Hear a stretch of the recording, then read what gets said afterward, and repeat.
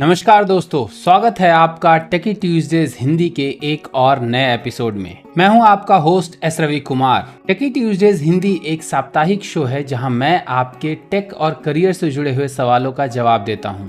तो यदि आपको मेरे ये जवाब पसंद आए तो इस वीडियो को लाइक कीजिए, मेरे चैनल को सब्सक्राइब कीजिए और जितना हो सके इस वीडियो को सबके साथ शेयर कीजिए। चलिए आज का एपिसोड शुरू करते हैं आज के पहले सवाल से।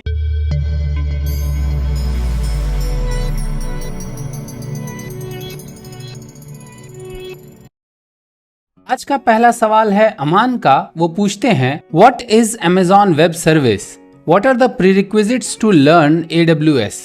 यानी कि Amazon वेब सर्विस या AWS क्या है और उसको सीखने के लिए आपको क्या आना चाहिए। अमान, AWS या Amazon वेब सर्विसेज जो है वो बेसिकली Amazon के क्लाउड सर्विसेज का प्रोडक्ट नेम है। जैसे माइक्रोसॉफ्ट के क्लाउड सर्विसेज का प्रोडक्ट नेम Azure है, वैसे ही Amazon के क्लाउड सर्विसेज का प्रोडक्ट नेम जो है वो AWS है या Amazon वेब सर्विसेज है। ये दुनिया के 3 मुख्य क्लाउड सर्विसेज प्रोवाइडर्स में माना जाता है। नंबर 1 ऑफ कोर्स जैसे आपने देखा AWS, उसके अलावा Azure जैसे मैंने एग्जांपल आपको दे ही दिया। उसके अलावा गूगल के भी क्लाउड सर्विसेज होते हैं जिनको कि ज़्यादातर लोग GCP बोलते हैं, यानी गूगल क्लाउड प्लेटफॉर्म। मैंने क्लाउड के बारे में एक डिटेल वीडियो बनाया हुआ है, उसका लिंक जो है मैं डिस्क्रिप्शन में दे दूंगा। आप वहां जाकर के देख सकते हैं कि क्लाउड सर्विसेज क्या होती हैं और उनको कैसे यूज किया जाता है। चलिए अब Amazon के बारे में बात करते हैं। Amazon भी बाकी क्लाउड सर्विसेज की तरह ही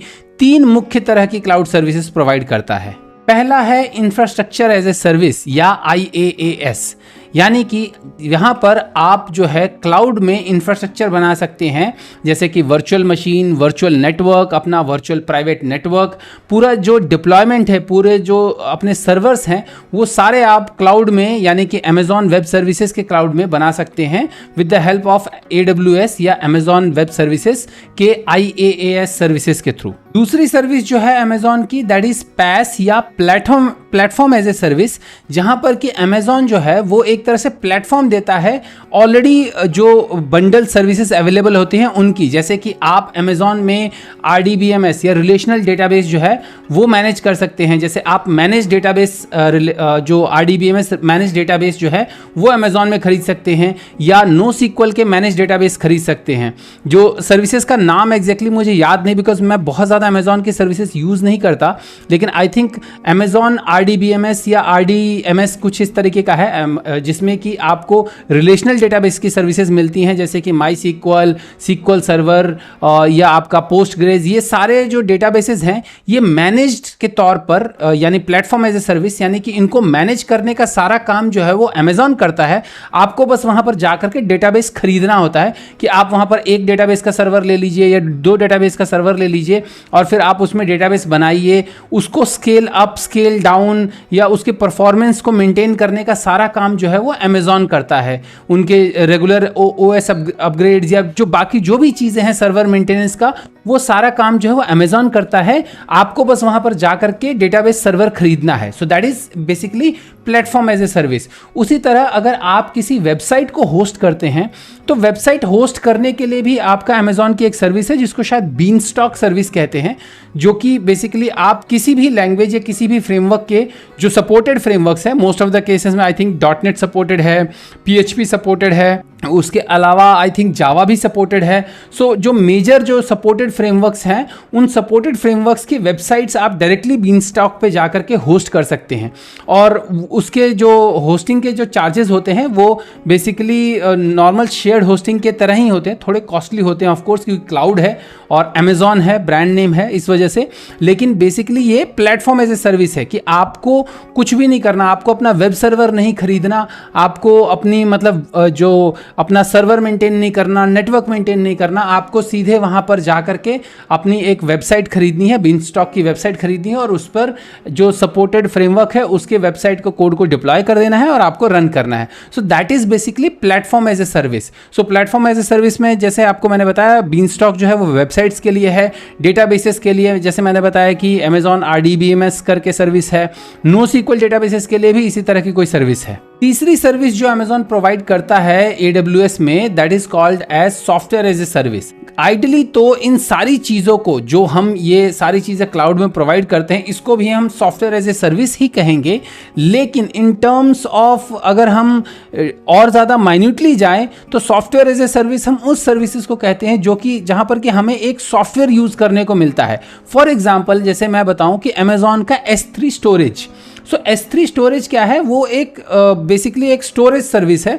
आप वहाँ पर डायरेक्टली भी अपने फाइल्स वगैरह जो है वो ले जाकर के स्टोर कर सकते हैं, अपने API के थ्रू वहाँ पर फाइल्स स्टोर कर सकते हैं और उन फाइल्स को फिर एक्सेस कर सकते हैं अपने किसी भी एप्लीकेशन के थ्रू, नेटवर्क स्टोरेज जिसे हम कहते हैं। सो नेटवर्क स्टोरेज जैसी कोई सर्विस जो होगी वो ये सर्विस जो है ये भी आपका सॉफ्टवेयर एज ए सर्विस में आ जाता है। इसके अलावा और भी बहुत सारी सर्विसेज है, जैसे ईमेलिंग सर्विस हो गया या ईमेल सर्वर जो हो गया, वो तो प्लेटफॉर्म एज ए सर्विस में आ जाएगा। So basically software as a service broader terms में तो हम कहेंगे कि ये सारा जो AWS का सिस्टम ही है that is software as a service. लेकिन primarily software as a service अगर हम माइन्यूटली टर्म्स में बोलें तो ऐसी सर्विसेज को बोलेंगे जो कि हमें सिंपल एक सॉफ्टवेयर यूज करने के लिए मिलती हैं, जैसे कि S3 स्टोरेज।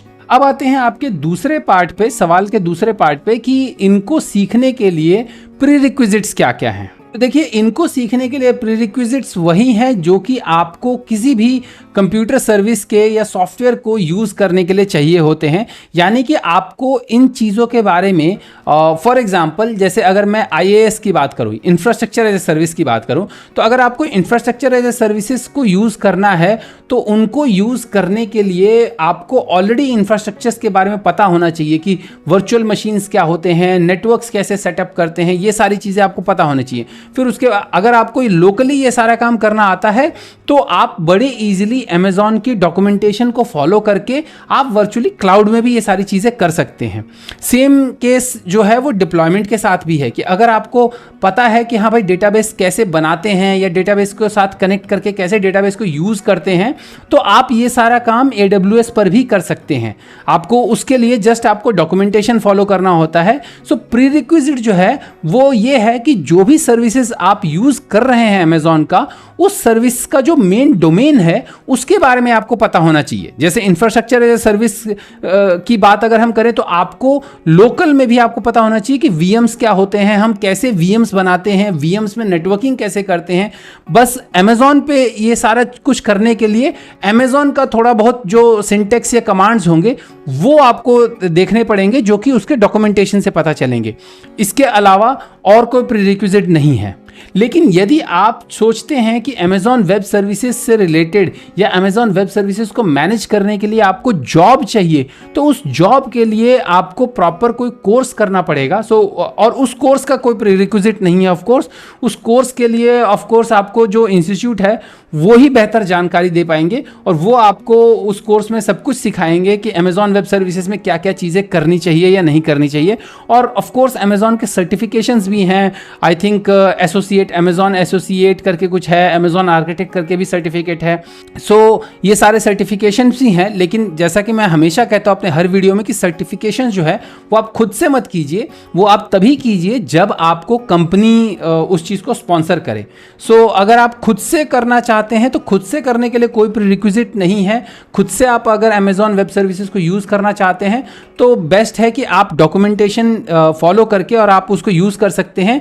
मेन प्रीरिक्विजिट यही होगा कि जो भी सर्विस आप यूज़ कर रहे हैं उस सर्विस के बारे में आपको पहले से पता होना चाहिए। पहले से पता इन द सेंस कि जिस तरह की भी सर्विस है आपको ये पता होना चाहिए कि ये सर्विस कैसी है। जैसे कि मैंने आपको एग्जांपल दिया बीनस्टॉक का। अब बीनस्टॉक के कंपैरिजन में अगर मैं बोलूँ तो एज्योर में जैसे मैंने आपको बताया कि एज्योर में ऐप सर्विसेज हैं। ऐप सर्विसेज भी आपका इसी तरह का है जहां पर कि आप मैनेज पैस है, basically platform as a service है जहां पर कि आप वेबसाइट्स अपने होस्ट कर सकते हैं। उसी तरह अगर आप अभी देखेंगे तो डिजिटल ओशन में भी एक इसी तरह की सर्विस यूज की है। आई थिंक उसको एप्स करके, I think digital ocean apps करके कुछ सर्विस है, एग्जैक्ट नाम मैं भूल गया क्या है, लेकिन रिसेंटली अभी शायद साल भर पहले ही डिजिटल ओशन ने वो सर्विस स्टार्ट की है। सो इस तरह के जो manage platform as a service जो है वो आपको उसके बारे में पता होना चाहिए कि किस तरह से हम जो है अपने एप्लीकेशंस को डिप्लॉय करते हैं इस तरह के प्लेटफॉर्म एज ए सर्विस पर। और अगर आपको ये पता है तो आप डॉक्यूमेंटेशन फॉलो करके बड़े आराम से ये सारा काम कर सकते हो। अगला सवाल रंजन दीप का है। वो पूछते हैं why are students and beginners so fascinated by the idea of being full stack developers. यानी कि स्टूडेंट्स और बिगिनर्स जो हैं वो फुल स्टैक डेवलपर रोल को लेकर के इतने ज्यादा आकर्षित या मोहित क्यों रहते हैं? रंजन भाई, सब मोह माया है। वैसे अगर आपने मेरा फुल स्टैक .NET डेवलपर वाला वीडियो नहीं देखा तो ज़रूर देख लीजिएगा। मैं उसका लिंक इस वीडियो के डिस्क्रिप्शन में डाल दूंगा, या कहीं आई बटन मुझे डालना आ गया तो मैं उसमें डाल दूंगा। बेसिकली देखिए, ऐसा है कि जो बिगिनर्स हैं या जो स्टूडेंट्स हैं उनको ज़्यादातर चीज़ों के बारे में जो पता चलता है वो पता चलता है एडवर्टाइजमेंट्स के थ्रू। ज़्यादातर बिगनर्स और जो स्टूडेंट्स होते हैं वो यूट्यूब के वीडियोस देखते हैं, जैसे मेरे वीडियोस या औरों के videos. Of course I don't know मेरे वीडियोस कितने देखते हैं, अगर देखते तो शायद मैं बहुत ज़्यादा पॉपुलर हो चुका होता, क्योंकि स्टूडेंट्स का जो ऑडियंस साइज़ जो है, स्टूडेंट का ऑडियंस साइज़ बहुत ज़्यादा है यूट्यूब का भी।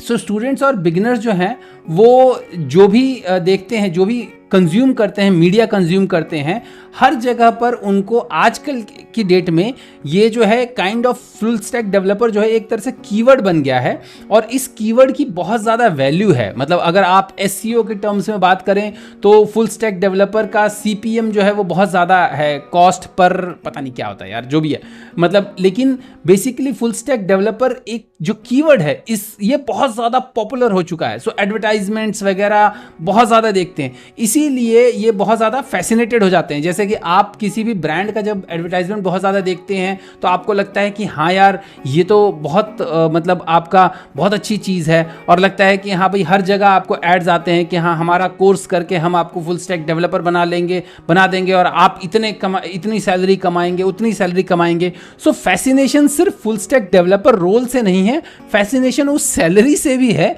जो कि फुल स्टैक डेवलपर बनने पर मिलता है। हालांकि इसके बारे में मैंने डिटेल में अपने वीडियो में बताया भी है कि फुल स्टैक डेवलपर जैसा जो रोल है ये जस्ट एक कीवर्ड है। Full stack developer generally .NET की टर्म्स में मैं बोलूं, या इन जनरल अगर आप कहीं से इंजीनियरिंग कर रहे हैं, BCA कर रहे हैं, या आप BTech कर रहे हैं, जो भी कर रहे हैं, आपके कंप्यूटर रिलेटेड जो भी आप कोर्स कर रहे हैं, वहां पर आपको फुल स्टैक डेवलपर बनना पूरा सिखाया जाता है। आपको डेटाबेसेस सिखाया जाता है, आपको सॉफ्टवेयर आर्किटेक्चर सिखाया जाता है, आपको प्रोग्रामिंग लैंग्वेज सिखाई जाती है, आपको HTML सिखाया जाता है, आपको CSS सिखाया जाता है। सो बचा क्या है वहाँ पर? आपको डिप्लॉयमेंट सिखाया जाता है, आपको ये सिखाया जाता है कि हाँ भाई आपके सर्वर्स कैसे होते हैं, होस्टिंग कैसे की जाती है। ये सारी चीज़ें आपके कोर्स करिकुलम में होती है। तो अगर आप कोई कोर्स करते हैं तो ऑफ कोर्स आप फुल स्टैक डेवलपर वाली सारी चीज़ें करते हैं। लेकिन चूंकि जस्ट एक ये बज़वर्ड बन गया है और ये बहुत ज़्यादा पॉपुलर है, बहुत ज़्यादा मार्केट किया गया है इसको, इस वजह से जो स्टूडेंट्स या बिगनर्स है ये फैसिनेटेड हैं, बिकॉज ऑफ कोर्स उनको इंडस्ट्री के बारे में बहुत ज़्यादा पता नहीं है। तो हमें जिस चीज़ के बारे में पता नहीं होता, हम उस चीज़ के बारे में अगर चकाचौंध जो देखते हैं उसको देख करके हमें लगता है कि हाँ यार ये बहुत अच्छी चीज़ है, हमें ये चीज़ करनी चाहिए। हालांकि अगर आपने अपनी इंजीनियरिंग की पढ़ाई अच्छे से की है, या आपने अपने BCA की पढ़ाई अच्छे से की है, तो आप ऑलरेडी फुल स्टैक डेवलपर हैं, और उसके बाद आपको इंडस्ट्री में भी वही काम करना होता है जो कि आपको वहाँ पर पढ़ाया जाता है। ऑफ कोर्स लैंग्वेज या फ्रेमवर्क चेंज हो सकते हैं, बिकॉज कई एंटरप्राइजेस जो हैं वो डिफरेंट लैंग्वेजेस या डिफरेंट फ्रेमवर्क्स को यूज़ करते हैं अपने डेवलपमेंट के लिए। मेरा जो वीडियो है वो .NET के फुल स्टैक डेवलपर पर था, और मैंने वहाँ पर भी बताया हुआ है कि .NET का फुल स्टैक डेवलपर आज से नहीं, आज से 15 साल पहले से भी जो .NET का डेवलपर था वो फुल स्टैक डेवलपर ही था। वो खुद ही UI बनाता था, खुद ही डेटाबेस एक्सेस का कोड लिखता था, खुद ही वेब सर्विसेज लिखता था। ये आज की डेट में ये सेग्रीगेशन किया गया है because of all these JavaScript frameworks जब से आ गए हैं, फ्रंट एंड के जो फ्रेमवर्क्स आ गए हैं, एंगुलर, रिएक्ट वगैरह, तब से ये बाइफर्केशन ज़्यादा किया जाने लग गया है कि back end developer, front end developer, full stack developer.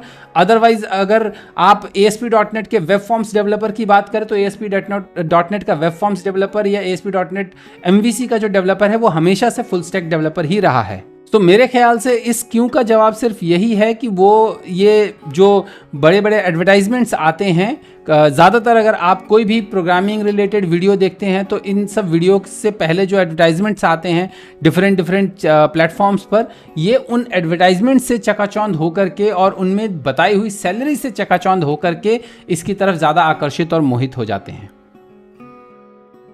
अगला सवाल सत्यम राणा का है। वो पूछते हैं, how can I get A job in top tech companies without A college degree? I have skills in web development and data structure algorithms, machine learning, and I am enhancing myself day by day learning new technologies. Can I get the job? यानी कि बिना college degree के वो top tech companies में कैसे job ले सकते हैं। उनको वेब डेवलपमेंट भी आता है, उनको डेटा स्ट्रक्चर्स भी आता है, मशीन लर्निंग भी आता है, और वो डे बाय डे अपने आप को एनहांस कर रहे हैं टेक्नोलॉजिकल स्किल्स में। तो उनको जॉब लेने के लिए क्या करना होगा, या कैसे वो जो है टॉप टेक कंपनीज में, इंडिया की टॉप टेक कंपनीज में जॉब पा सकते हैं। सत्यम, मेरा जवाब आपको बुरा लगेगा, लेकिन आई डोंट थिंक कि आप इंडिया की टॉप टेक कंपनीज में बिना कॉलेज डिग्री के या बिना कंप्यूटर साइंस रिलेटेड डिग्री के जॉब पा सकते हैं, क्योंकि ज़्यादातर इंडिया की जो टॉप टेक कंपनीज हैं उनके एचआर पॉलिसीज़ में ही ये मेंशन किया गया है कि उनके जो कैंडिडेट्स होते हैं या उनके जो एम्प्लॉयज़ होते हैं वो अच्छे अच्छे कॉलेजेस से वो पिकअप करते हैं, ज़्यादातर कैंपस प्लेसमेंट के थ्रू करते हैं, या एक्सपीरियंस्ड जो एम्प्लॉयज़ भी वो हायर करते हैं। तो ज़्यादातर वो क्राइटेरिया रखते हैं कि वो प्रीमियर कॉलेजेस से पढ़े हुए हों, पास आउट्स हों, या उन्होंने कुछ ना कुछ स्पेशल किया हुआ होना चाहिए। इंडिया में बिना कॉलेज डिग्री के डायरेक्टली टॉप टेक कंपनी में जॉब पाना तो थोड़ा सा मुश्किल है, बिकॉज जैसा मैंने कहा कि उनके एचआर पॉलिसीज़ में ही ऐसा नहीं होता। आप कोई भी किसी भी जॉब पोर्टल पर जाइए, किसी भी कंपनी का जॉब का जो आपका वो है अपना जॉब लिस्टिंग है उसको निकालिए और उस जॉब लिस्टिंग को पढ़िए। वहाँ पर लिखा होगा क्लियरली कि कंप्यूटर ग्रेजुएट या बीटेक फ्रॉम सम इंस्टीट्यूट या बीसीए और कंप्यूटर ग्रेजुएट और दिस ग्रेजुएट और दैट ग्रेजुएट, इस तरीके से। मोस्टली फ्रेशर्स के तौर पर तो स्पेशली ये भी बोलते हैं कि 10th 12th में 60% से अबव होना चाहिए। ज़्यादातर मैं टॉप टेक कंपनीज की बात कर रहा हूँ इंडिया के। और या तो फिर अगर आप एक्सपीरियंस प्रोफेशनल हैं तो उस केस में भी आपसे ये बोलेंगे कि हाँ भाई, आप एटलीस्ट ग्रेजुएट डिग्री तो होनी ही चाहिए आपके पास, और वो भी कंप्यूटर रिलेटेड ग्रेजुएट डिग्री। चाहे आपके पास बीसीए हो, चाहे एमएससी आईटी हो, चाहे एमएससी हो, चाहे एमसीए हो, चाहे बीटेक हो। First preference of course BTech वालों को दिया जाता है, उसके बाद आपका बीसीए, एमसीए, एमएससी आईटी, इन सब के साथ दिया जाता है। So college degree is kind of a must, specially in India. आपके पास हालांकि दो ऑप्शंस ज़रूर हैं। आप कॉम्पिटिटिव प्रोग्रामिंग के लिए ट्राई कर सकते हैं। बहुत सारे साइट हैं, जैसे I think geek for geek हो गया एक, जो मेरे टॉप ऑफ द माइंड याद आ रहा है, और इसी तरह के 2-4 और भी है कॉम्पिटिटिव प्रोग्रामिंग के साइट्स। आप वहाँ पर आप ट्राई कर सकते हैं। हो सकता है कोई कंपटीशन आप जीत करके तो आपको कहीं किसी कंपनी में जॉब लग जाए। या टेक गिग करके एक है, techgig.com करके एक वेबसाइट है, वो हर साल शायद कंपटीशन करवाती है। तो आप उस कंपटीशन में पार्टिसिपेट करके अगर आप वाकई में web development, data structure, machine learning, इन सारे स्किल्स में अगर आप वाकई में अच्छे हैं तो ये टेक गिग के कंपटीशन में पार्टिसिपेट कीजिए। तो मोस्ट ऑफ द केसेस में मेरे ख्याल से आपके पास जॉब पाने का एक ही तरीका है, वो है कॉम्पिटिटिव प्रोग्रामिंग या कोई भी कोडिंग कंपटीशन, जैसे कि टेक गिग का कंपटीशन हो गया। इस तरह के 2-4 और भी कंपटीशन होते हैं या हैकाथन्स होते हैं। सो आप इन हैकाथन्स में पार्टिसिपेट करके तो शायद आपको जॉब मिल जाए। लेकिन अगर आप रेगुलर जॉब पोर्टल्स के रूट से जाएंगे तो मोस्ट ऑफ द केसेस में एचआर आपके रिज्यूम को पिक ही नहीं करेंगे। आप भले ही कितने भी अच्छे आपके स्किल्स हों, रिज्यूम से आपके स्किल्स का पता नहीं चलता। सो मेरा सजेशन यही रहेगा कि आप किसी कंपटीशन का कॉम्पिटिटिव प्रोग्रामिंग में ट्राई करें या किसी हैकाथन या कंपटीशन में पार्टिसिपेट करें, इस जॉब रिलेटेड हैकाथन या कंपटीशन में पार्टिसिपेट करें। अगला सवाल विजया का है। वो पूछते हैं, what is extreme programming, what are the concepts. Vijaya, extreme programming जो है वो एजाइल डेवलपमेंट या एजाइल प्रोग्रामिंग का ही एक तरह से सबसेट है। इसको 1999 में केंट बेक ने इस टर्म को कॉइन किया था with his book same extreme programming explained. So basically extreme programming एक सॉफ्टवेयर डेवलपमेंट मेथडोलॉजीज है जिसमें कि सॉफ्टवेयर की क्वालिटी और सॉफ्टवेयर के डेवलपमेंट सॉफ्टवेयर की क्वालिटी और सॉफ्टवेयर डेवलपमेंट को इम्प्रूव किया जाता है using short development cycles. Extreme programming के बहुत सारे कंसेप्ट्स हैं, मतलब बहुत सारे इन द सेंस कि 10-12 लिस्टिंग्स हैं, 10-12 पॉइंट्स की लिस्टिंग है एक्सट्रीम प्रोग्रामिंग की। यहाँ पर मैं छोटे छोटे तौर पर इन सारे लिस्टिंग्स के बारे में थोड़ा थोड़ा करके आपको बता देता हूँ। पहली लिस्टिंग एक्सट्रीम प्रोग्रामिंग की है वो है स्मॉलर रिलीजेस, यानी कि छोटे छोटे रिलीज में एप्लीकेशन को रिलीज करना। एजाइल का कंसेप्ट ही यही है कि एजाइल में आपको छोटे छोटे रिलीजेस में प्रोग्राम जो है, एप्लीकेशन जो है या प्रोडक्ट जो भी है उसको बिल्ड किया जाता है, छोटे छोटे आइटरेशंस में प्रोडक्ट को बिल्ड किया जाता है। सो वही एजाइल का जो ये है, इसमें एक्सट्रीम प्रोग्रामिंग में भी वही सेम कंसेप्ट को एक्सप्लेन किया गया है। इसके अलावा मॉड्यूलर और सिंपल डिज़ाइन को एक्सट्रीम प्रोग्रामिंग में ज़्यादा तवज्जो दी जाती है, कि बोला जाता है कि हाँ भाई सिंपल या मॉड्यूलर डिज़ाइन आपको फॉलो करना है व्हेन डूइंग एक्सट्रीम प्रोग्रामिंग। इसके अलावा टेस्टिंग और टेस्ट ड्रिवन डेवलपमेंट को ज़्यादा फोकस किया जाता है। टेस्टिंग या टेस्ट ड्रिवन डेवलपमेंट में आप पहले टेस्ट केसेस लिखते हैं, फिर उन टेस्ट केसेस के बेसिस पर, मतलब पहले आप रिक्वायरमेंट्स के बेसिस पर टेस्ट केसेस लिखते हैं और उन टेस्ट केसेस के बेसिस पर आप फर्दर कोड का लॉजिक लिखते हैं। सो टेस्ट ड्रिवन डेवलपमेंट के ऊपर ज़्यादा फोकस किया जाता है। इसी तरह कोड रिफैक्टरिंग, पेयर प्रोग्रामिंग भी बहुत ज़्यादा एक जो यूज़ किया जाने वाला आपका प्रैक्टिस है इसमें एक्सट्रीम प्रोग्रामिंग के अंदर। पेयर प्रोग्रामिंग में होता क्या है कि हमेशा दो डेवलपर्स एक साथ काम करते हैं, जिसमें कि एक डेवलपर कोड कर रहा होता है और साथ ही साथ दूसरा डेवलपर जो होता है वो उस कोड को रिव्यू कर रहा होता है, और अगर उसको लगता है कि हाँ इस कोड में कहीं कुछ चैलेंज है या कुछ प्रॉब्लम है तो वो उस डेवलपर को सजेस्ट करता है कि हाँ भाई यहाँ पर हमें ये करना चाहिए। इस तरीके से वो बेसिकली दूसरे डेवलपर की एफिशिएंसी बढ़ाता है और जो काम है वो जल्दी से जल्दी करने की कोशिश करते हैं। इसके अलावा इसमें वही एजाइल के सारे टर्म्स होते हैं, जैसे कि कॉन्टिन्यूअस इंटीग्रेशन हो गया, यानी कि आपका जो कोड है बाय डिफ़ॉल्ट CI/CD पाइपलाइन के थ्रू डिप्लॉय हो जाता है। हमेशा जब भी आप कमिट करते हैं तो डेव सर्वर्स पे डिप्लॉय हो जाता है डेली के डेली। सो वो ये सारा कॉन्टिन्यूअस इंटीग्रेशन भी इसमें इम्प्लीमेंटेड है। ऑन साइट कस्टमर, यानी कि इसमें ये भी होता है कि आपका कस्टमर जो है वो आपके हर रिलीज़ है या हर वीकली रिलीज़ या स्प्रिंट प्लानिंग जब भी होती है तो हर स्प्रिंट के रिलीज़ में और हर स्प्रिंट की प्लानिंग में कस्टमर भी इन्वॉल्व होता है। कस्टमर भी देखता है कि हाँ भाई क्या डेवलपमेंट हो रही है, किस लेवल पे डेवलपमेंट हो रही है। सो ये सारे जो कंसेप्ट्स हैं वो इसके मेन कुछ कंसेप्ट्स हैं आपके एक्सट्रीम प्रोग्रामिंग के।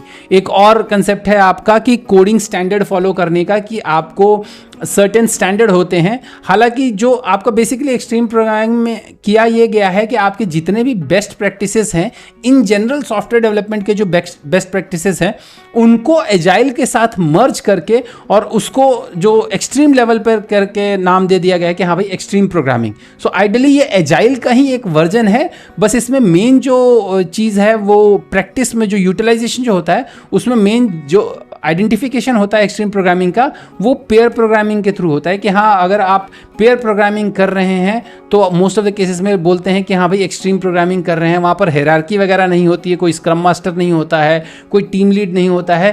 पेयर में लोग होते हैं और एक सिंगल प्रोजेक्ट मैनेजर होता है जो कि इन सारी चीज़ों को देखता है। इस तरीके से मोस्ट ऑफ द केसेस में एक्सट्रीम प्रोग्रामिंग में काम किया जाता है। अगला सवाल तंजिल अंसारी का है। वो पूछते हैं what is the best definition of B2B, यानी कि B2B टर्म का बेस्ट डेफिनेशन क्या है। तंजिल, B2B टर्म जो है वो बेसिकली बिजनेसेस को डिफाइन करने के लिए यूज किया जाता है। B2B यानी का B2B बेसिकली एक एक्रोनिम है, इसका फुल फॉर्म है बिजनेस टू बिजनेस। सो ये बेसिकली कंपनीज या बिजनेसेस या आप ये कहें जनरली कंपनीज या बिजनेसेस को आइडेंटिफाई करने के लिए ये जो है एक्रोनिम का यूज़ किया जाता है। ये दो एक्रोनिम है, एक तो है B2C, दूसरा है B2B। इसके अलावा और भी बहुत सारे हैं, लेकिन जो ये सबसे पुराने एक्रोनिम है, पॉपुलर एक्रोनिम है, that is B2B and B2C। B2B यानी business to business and B2C यानी कि बिजनेस टू कंज्यूमर। जैसा कि नाम में ही दिया गया है बिजनेस टू बिजनेस, यानी कि आप जो भी काम कर रहे हैं, आप जो भी बिजनेस कर रहे हैं, वो बिजनेस किसी दूसरे बिजनेस के काम को बेहतर तरीके से करने में हेल्प करने के लिए यूज़ की जाती है। यानी कि आपका जो कस्टमर होगा वो एक सिंगल पर्सन या एक इंडिविजुअल ना हो करके एक कंपनी होगी या एक छोटा सा आपका दुकान हो सकता है जो कि ऑफ कोर्स अपने आप में एक बिजनेस है, या आपका जो क्या कहते हैं कि छोटी कंपनी हो सकती है। बेसिकली मतलब कि आपकी एक लीगल कंपनी या लीगल एंटिटी जो है वो आपका कस्टमर होगा, जिसकी एम्प्लॉयज वगैरह होंगे। एक जो आपका सिंगल यूजर जो है that is not your customer. So इस तरह की कंपनीज को ज़्यादातर B2B कंपनीज कहा जाता है। इसके एग्जांपल्स मैं जैसे दे दूंगा, जैसे आपका पेमेंट गेटवे हो गया। पेमेंट गेटवे अगर आप कहीं पर भी यूज़ करते हैं तो पेमेंट गेटवे की सर्विस जो है, जो कंपनी पेमेंट गेटवेज प्रोवाइड करती हैं, those are basically B2B company. जैसे आपका वीज़ा हो गया, मास्टर कार्ड हो गया, अब तो इंडिया में रुपे चलने लग गया है, सो रुपे हो गया, ये सारे जो हैं दीज आर ऑल बेसिकली आपका B2B सॉल्यूशंस। आपके कस्टमर्स के पास तो आपका कार्ड होता है, लेकिन ये कार्ड जो है ये दूसरे कंपनी का कस्टमर के पास, आपके पास वीज़ा का कार्ड नहीं होता। आपके पास कार्ड तो होता है ICICI बैंक का, HDFC बैंक का, एक्सिस बैंक का, उस पर वीज़ा मार्क किया होता है क्योंकि वीज़ा जो होता है वो गेटवे प्रोवाइडर होता है। या अगर मैं बात करूं फॉर एग्जाम्पल पाइन लैब्स, जैसे अगर हम पाइन लैब्स की बात करें, इंडिया में पाइन लैब्स के जो आपके स्वाइपिंग मशीन्स हैं वो बहुत ज़्यादा पॉपुलर हैं। पेटीएम के भी स्वाइपिंग मशीन्स आपके आ गए हैं। आप जाएंगे शॉप्स पर या आप फूड कोर्ट में जाएंगे तो आप देखेंगे कि पाइन लैब्स के जो हैं वो आपके मशीन्स वहाँ पर पड़े होंगे। So this is basically business to business, क्योंकि ये जो मशीन्स हैं वो एक इंडिविजुअल यूज़र के लिए नहीं है, वो बेसिकली एक दुकान के लिए, एक कंपनी के लिए, एक बिजनेस के लिए है।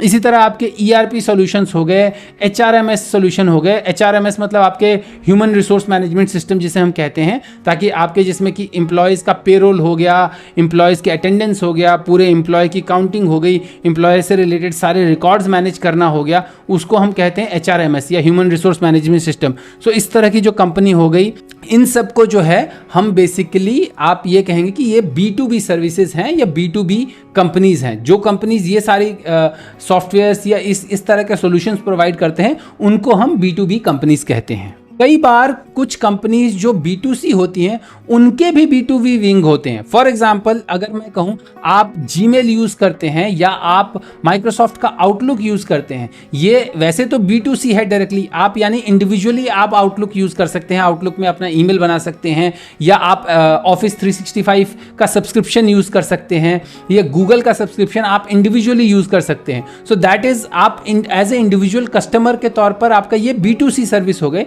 लेकिन माइक्रोसॉफ्ट में भी, आपके ऑफिस 365 में भी आपके कंपनी प्लान्स हैं, MSME प्लान्स हैं, जो कि पर यूज़र बेसिस पर होती हैं, जो छोटी कंपनीज लेती हैं, या बड़े एंटरप्राइजेस भी जो हैं वो ऑफिस 365 का एंटरप्राइज प्लान लेते हैं, जिसमें कि आपके हर एम्प्लॉय का जो उनका ईमेल होता है और आपका वन ड्राइव होता है, सारी चीज़ें जो होती हैं वो ऑफिस 365 पर ही क्लाउड पर मैनेज होती हैं, जो मैंने बोला था कि सॉफ्टवेयर एज ए सर्विस के तौर पर। सो बहुत सारी B2C कंपनीज जो होते हैं उनके भी B2B डिविजन्स या B2B विंग्स या B2B ऑप्शंस उनके पास भी होते हैं। सो मैं प्राइमरी टर्म्स में कहूं या सिंपल टर्म्स में कहूं तो B2B उन कंपनीज को कहा जाता है या उन प्रोडक्ट्स को कहा जाता है जो बिजनेसेस के कामों को आसान करने के लिए, या जिनके कस्टमर जो होते हैं वो बिजनेसेस होते हैं। तो ये थे आपके इस हफ्ते के टेक और करियर से जुड़े हुए सवालों के जवाब। यदि आप अपने किसी सवाल का जवाब अगले हफ्ते के टेकी ट्यूजडेज में देखना चाहते हैं तो आप अपने सवाल कमेंट सेक्शन में या किसी भी सोशल मीडिया चैनल पर मुझे टैग करके पोस्ट कर सकते हैं। मेरे सारे सोशल मीडिया हैंडल सेम है, टेकी राठौर। उम्मीद है आपको मेरे ये जवाब पसंद आए होंगे। यदि आपको मेरे ये जवाब पसंद आए हैं तो इस वीडियो को लाइक कीजिए, मेरे चैनल को सब्सक्राइब कीजिए और जितना हो सके इस वीडियो को सबके साथ शेयर कीजिए।